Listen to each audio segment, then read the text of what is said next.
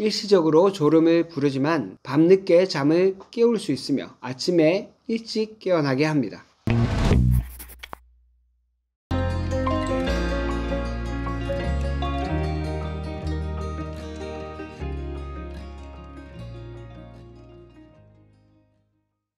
취침 시간 및 기상 시간을 일정하게 규칙적으로 하십시오. 이 항목은 질 좋은 수면에 있어 가장 중요한 원칙입니다.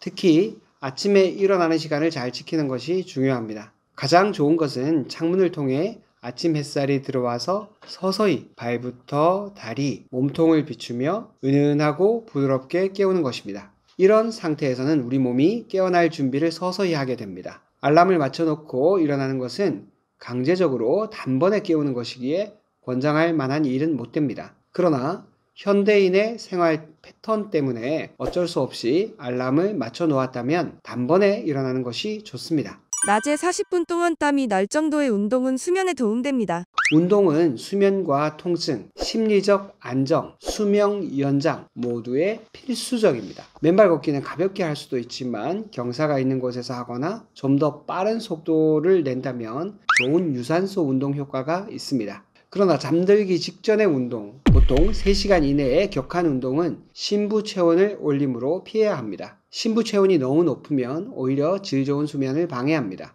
질 좋은 수면을 위한 가장 적절한 실내 온도는 18에서 19도입니다. 대부분은 23에서 25도 정도의 실내 온도를 유지하는데 이는 너무 높은 것입니다. 그렇다고 에어컨을 틀어서 18에서 19도로 만들 수는 없지만 가을이나 겨울철에 과도하게 실내 온도를 높이는 것은 피하는 것이 꿀잠을 위해 좋습니다. 낮잠은 가급적 안 자도록 노력하고 자더라도 15분 이내로 제한하십시오. 이 내용은 불면증으로 고생하는 분들을 위한 권고사항입니다. 불면증이 있는 분은 이 내용을 따라야겠지만 불면증이 없는 분이라면 점심시간을 이용하여 30분 이내에 잠을 자는 것이 수면의 질과 함께 삶의 질도 올려줍니다.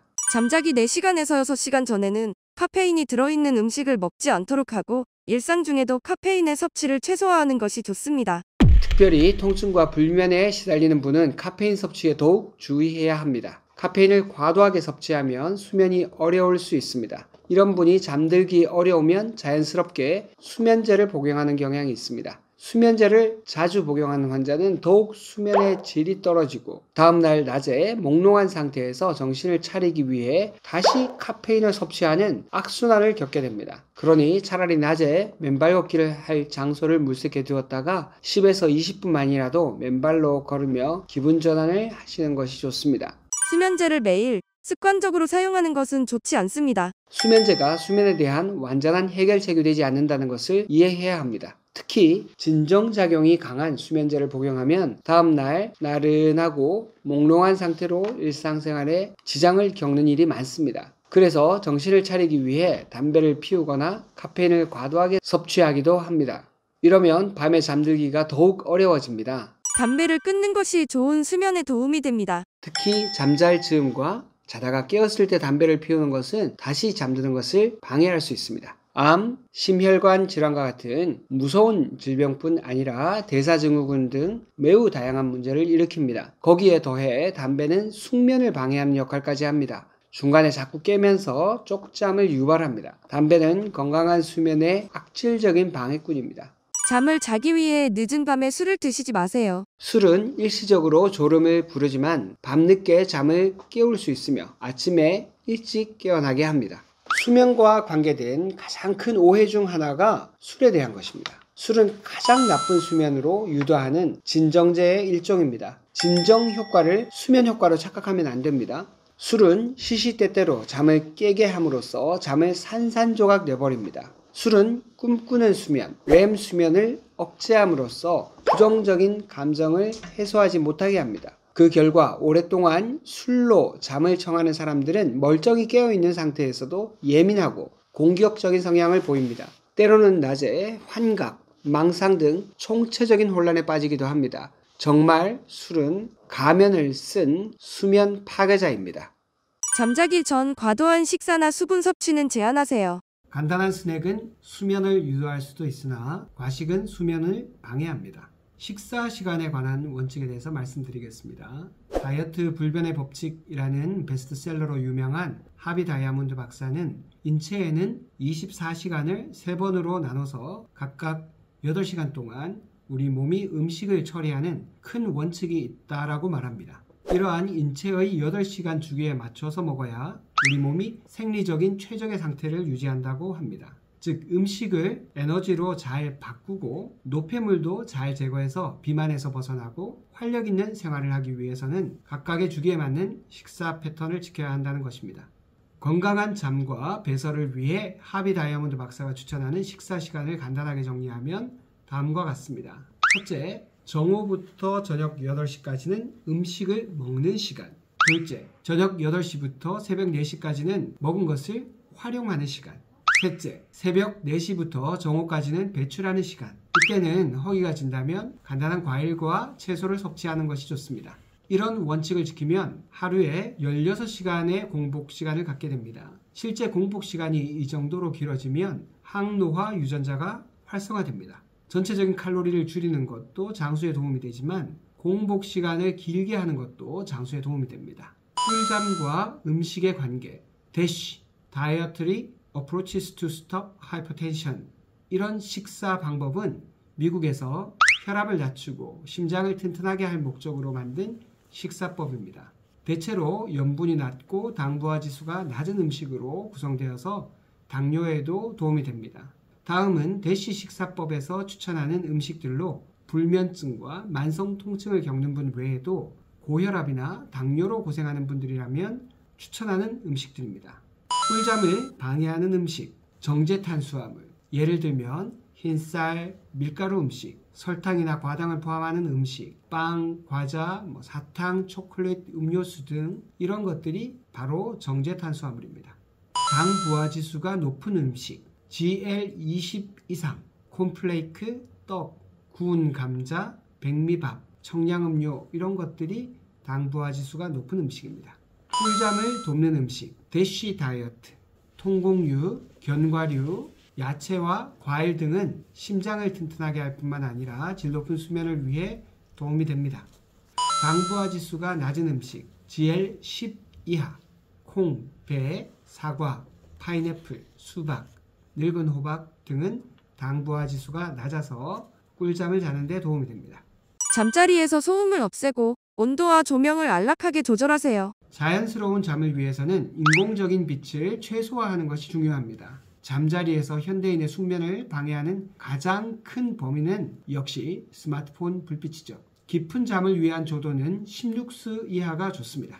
스마트폰의 청색광 자체가 깊은 수면을 방해하는 가장 큰 범인이지만 문제는 이것만이 아닙니다. 정작 더 큰 문제는 잠자리에 누워서 스마트폰을 보는 것을 편안한 휴식으로 착각하는 사람이 너무 많다는 것입니다. 누워서 스마트폰을 보는 것은 오히려 각성을 더 유발하고 뇌를 더 지치게 만드는 일을 밤마다 반복하는 것입니다. 이렇게 지쳐서 피곤해지는 것을 마치 스마트폰이 잠을 유도하는 것으로 생각하는 사람도 있는데 이것은 정말 큰 착각입니다.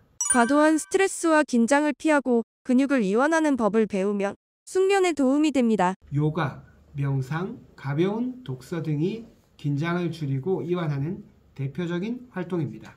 일상적인 스트레스가 큰 문제가 되지는 않지만 과도한 스트레스는 그대로 몸에 각인되기 마련입니다. 스트레스를 줄이는 가장 효과적인 방법은 아이러니하게도 스트레스를 무조건 피하려는 그런 태도를 버리는 것입니다.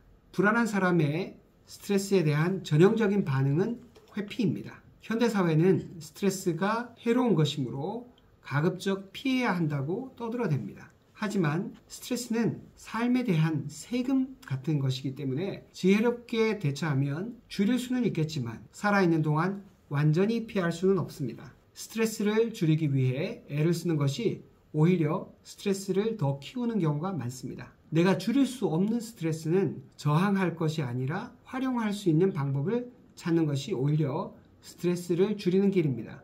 잠자리에 들어서 20분 이내에 잠이 오지 않는다면 잠자리에서 일어나 가벼운 독서, 음악 감상 등을 하면서 이완하고 있다가 졸리면 다시 잠자리에 들도록 하세요. 침대에 눕는 것은 잠을 잘 때만 하라는 뜻입니다. 침대에 누워 뒤척거리다 보면 이런저런 생각이 떠오르기도 하고 머리맡에 둔 스마트폰을 집어들기 쉽습니다. 그러다 보면 꿀잠은 또 저 멀리 날아가고 맙니다. 혹시라도 낮에 있었던 일 중 후회되는 일이 있다면 후회 대신 앞으로 이런 상황을 어떻게 슬기롭게 대처할지 메모를 해두세요. 후회라는 감정이 올라온다면 즉시 알아차려야 합니다. 후회라는 감정에게 줄 만큼 시간이 무한정 남아도는 사람은 아무도 없습니다. 다음에는 후회하지 않도록 어떻게 하면 좋을지 계획이라는 단어로 바꾸는 것이 좋습니다. 잠자리에 들기 전에 머릿속에 떠오르는 부정적인 생각들은 적어놓고 덮어두세요. 이제 메모장을 덮을 때 생각의 스위치를 끄는 연습을 해봅시다. 만일 이런 꿀잠을 자는 원칙을 모두 지키는데도 수면의 질이 너무 떨어져서 일상생활이 어렵다면 수면 클리닉을 찾아서 도움을 받는 것이 좋습니다. 때로는 불가피하게 병원에서 약을 처방받거나 건강보조식품의 도움을 받더라도 그것이 나에게 잘 맞는지 기록을 통해 확인해 보아야만 합니다. 다시 말하지만 잘 산다는 것은 잘 잔다는 뜻입니다.